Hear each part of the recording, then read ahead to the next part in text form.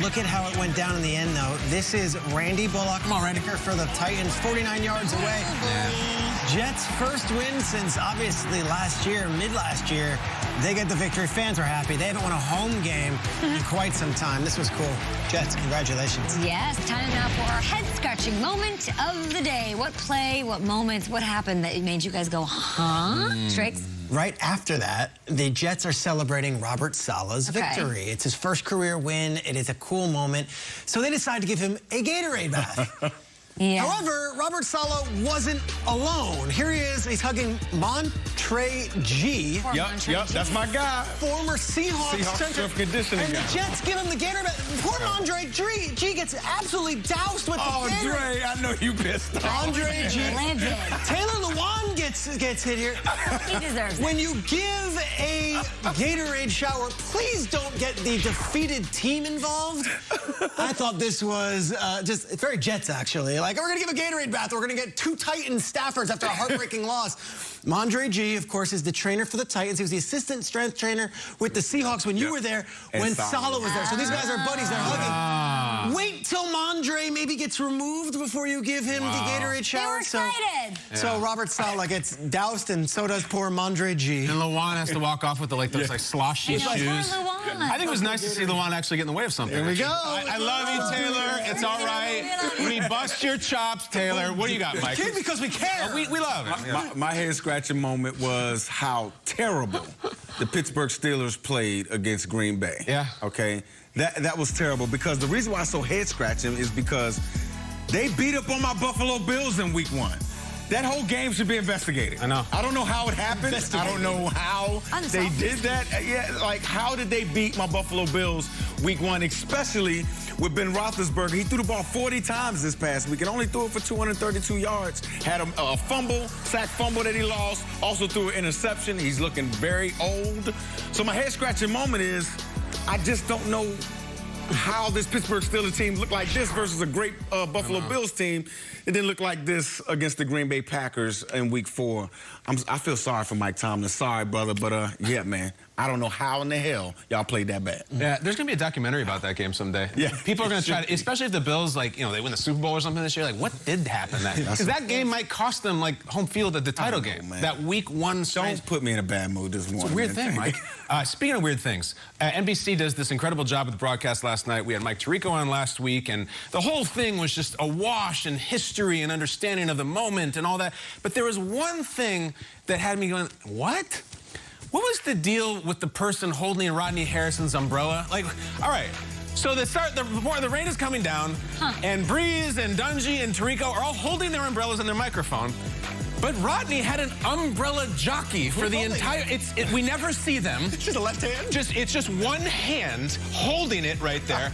And listen, like, I don't know. Saturday Night Live. Bentley Farnsworth? Who is There was a lot of Farnsworth jokes last night. So my question, a couple. Why can the other guys hold their umbrella in the mic, but not Rodney? And even if he just wasn't comfortable, like, did the umbrella holder have an umbrella holder? Because did someone just get drenched? Russian doll? Maybe, you know, like the big fish eating the medium fish eating little fish. It was so unbelievably strange. And there were so many jokes about it.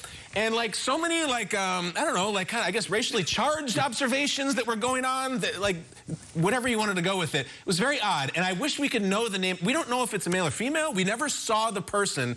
And then they made jokes when they went back to studio, busting Rodney's chops about it. I thought maybe Rodney might have tweeted or something. Nothing. No answer. So what was the deal with that policy and the idea to go with that? Because candidly, it was a little distracting. And we're talking about Brady's legacy, and everyone's like, what's with the hand umbrella person? So I'd like to know who that was, because they actually deserve a game ball more than a head-scratcher. Odd thing last night. Shout out to that lady or that gentleman who had the umbrella. You have Kayla Burton. We have Mike Giardi. Kay was there. I was there. I did not see it. Can anybody investigate this? We have enough reporters on the ground. Like, we could get. We would like to know who was the umbrella concierge for Rodney Harrison. Is that a contracted thing? Like, it was weird that the rest of them didn't, and he did. I don't understand. What's your best guess that he was like, I don't feel comfortable managing both? Maybe last minute he's just like, can someone hold this for me? Because I got my mic. The funny thing is that Rodney Harrison's reputation is the toughest guy ever, tough as nails. Great. And he's the one who looks out there like he's, you know, being fed grapes. Rodney did a great job. There are beautiful ideas that remain in the dark. But with our new multi-cloud experience, you have the flexibility you need to unveil them to the world.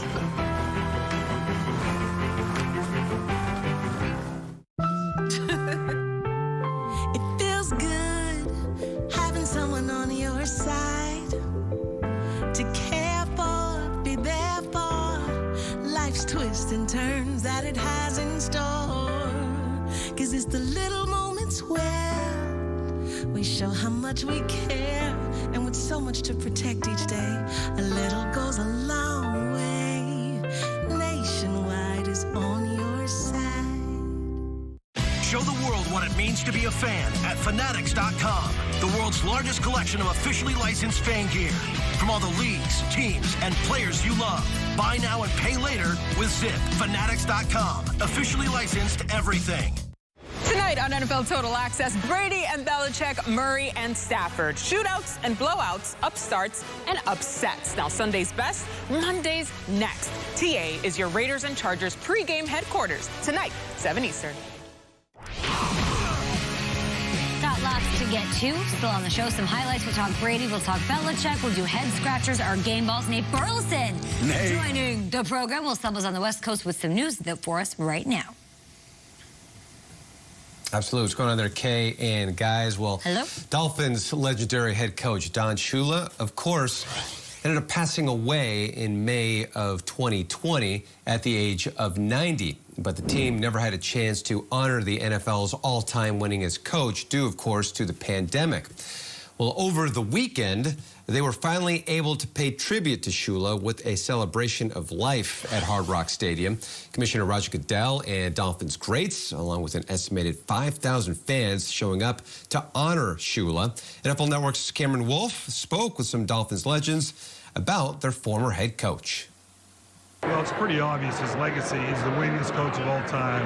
He's won Super Bowls, and he's always been a guy that not only about football, but about life, you know. And there's a lot of times, like I tell people, the second most influential person in my life besides my dad was gone, you know, and that's a special thing, and I guarantee you a lot of other players say that too.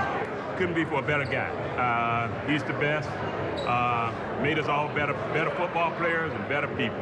And, you know, that's one thing I think it's the common thread and what most people feel around here, that we all got better from being around Coach Shula. He's still the only coach to coach a perfect season. He's still the winningest coach of all time. What do you think that means to him in heaven, to know that he still has those two things as the only? I'm sure he's up there with the other departed, you know, coaches and players, you know, from teams he competed against, and he's holding that over their heads. You know, it's something, as I concluded my remarks here today, you know, he left this world still undefeated, and he's into the new one undefeated. As Shula with 347 career wins with the Dolphins and Colts. And, of course, as Cameron had pointed out, he's the only coach to guide a team to an undefeated season. And just really glad to see all those legends coming together and actually get that chance to celebrate the life of the late, great Don Shula. True, and great job by Mr. Wolfe there, bringing us all of that sound from that event. It looked very cool and obviously very nostalgic. Thank you so much to Will Selva. You know, you're talking about Justin Fields and the offense. Maybe the Browns' defense was just really good. I know. The Browns' defense is excellent. Let's ask the Vikings about that, because Kirk Cousins is on fire this season. Yeah, it really is. Like, Kirk Cousins looked like one of the best quarterbacks in the league. Stefanski and Zimmer rekindling. They got a long history there. We've got you covered with every big play from Sunday's slate of games. Who was running like his hair's on fire like usual. And at the end of the game, you're going to see the Vikings have not put many points up, but their defense came to play. Last gasp for Minnesota. Kirk Chuck at the end zone. Somebody grab it. No, incomplete. Yeah, it was a little bit strange. It was kind of a Hail Mary adjacent. Like it was a flat one, but the Browns are 3-1 in a very good AFC North. Peter, what do you got? Yeah, the AFC North is loaded. The NFC East is the Cowboys division right now, but the Giants trying to stay involved. Of course, it comes down to late in the game. Fourth quarter, less than 7 minutes left. Down 11 on the road in the first Saints home game in the Superdome. And it's a touchdown from Saquon Barkley on a post pattern. You did that. You did that, Danny. Here we go. Overtime. They worked the entire time downfield. It's Saquon again. There he is. Daniel Jones was off. Kadarius Toney was awesome in this game. John Ross was awesome in this game. There was a John Ross sighting? John Ross played really well in this game. Yeah, he looked fast, as advertised. Joe Judge have anything good after the game? Like, any good sound?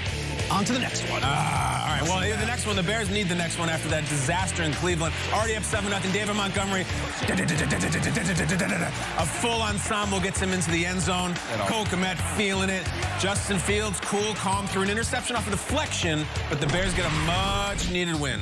Does Justin Fields get a game ball? We'll see. Robert Saleh celebrated his first win as an NFL coach yesterday. Head coach, I will have highlights from that game. Plus, we'll give you our Week 4 head scratchers after